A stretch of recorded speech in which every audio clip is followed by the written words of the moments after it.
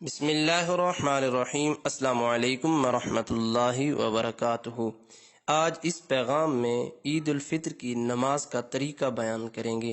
پہلے نیت کریں اس طرح کہ نیت کرتا ہوں میں 2 رکعت نماز عید الفطر کی، زائد 6 تکبیروں کے ساتھ، منہ میرا کعبہ شریف کی طرف، واسطے اللہ تعالیٰ کے پیچھے اس امام کے۔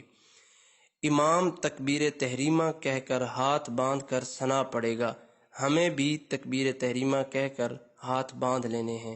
اس کے بعد 3 زائد تکبیریں ہوں گی۔ پہلی زائدہ تکبیر یہ ہے کہ ہاتھ کانوں تک اٹھا کر چھوڑ دینے ہیں۔ اسی طرح دوسری تکبیر کہہ کر ہاتھ کانوں تک اٹھا کر چھوڑ دینے ہیں۔ اب تیسری تکبیر کہہ کر ہاتھ کانوں تک اٹھا کر باندھ لینے ہیں۔ اس کے بعد امام قرات کرے گا، یعنی سورہ فاتحہ اور اس کے ساتھ کوئی سورت پڑھے گا، پھر رکوع سجدہ کر کے پہلی رکعت مکمل ہوگی۔ دوسری رکعت کے لیے اٹھتے ہی امام قرات کرے گا، یعنی سورہ فاتحہ اور اس کے ساتھ کوئی اور سورت پڑھے گا۔ اس کے بعد رکوع میں جانے سے پہلے 3 زائد تکبیریں ہوں گی۔ پہلی تکبیر کہہ کر ہاتھ کانوں تک اٹھا کر چھوڑ دینے ہیں، دوسری تکبیر کہہ کر ہاتھ کانوں تک اٹھا کر چھوڑ دینے ہیں، تیسری تکبیر کہہ کر ہاتھ کانوں تک اٹھا کر چھوڑ دینے ہیں۔ یہاں تک ہماری زائد تکبیریں مکمل ہو جائیں گی۔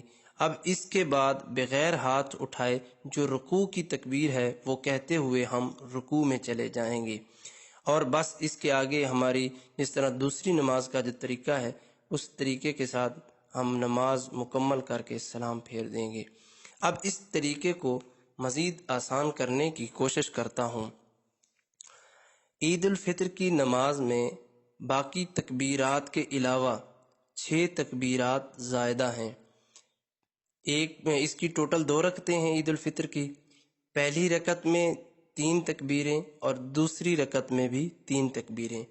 پہلی رکعت میں قرات سے پہلے، قرات یعنی سورہ فاتحہ اور اس کے ساتھ جو دوسری سورت ملائی جاتی ہے، اس سے پہلے 3 تکبیریں کہنی ہیں، اور دوسری رکعت میں قرات کے بعد ہم نے 3 تکبیریں کہنی ہیں۔ اس سے مزید آسان یہ کہ ہر تکبیر جس کے بعد ہم نے کوئی چیز پڑھنی ہے، قرات کرنی ہے، اس میں ہاتھ باندھ لینے ہیں، اور ہر وہ تکبیر جس کے بعد ہم نے کچھ نہیں پڑھنا وہاں پر ہم نے ہاتھ کھول دینے ہیں۔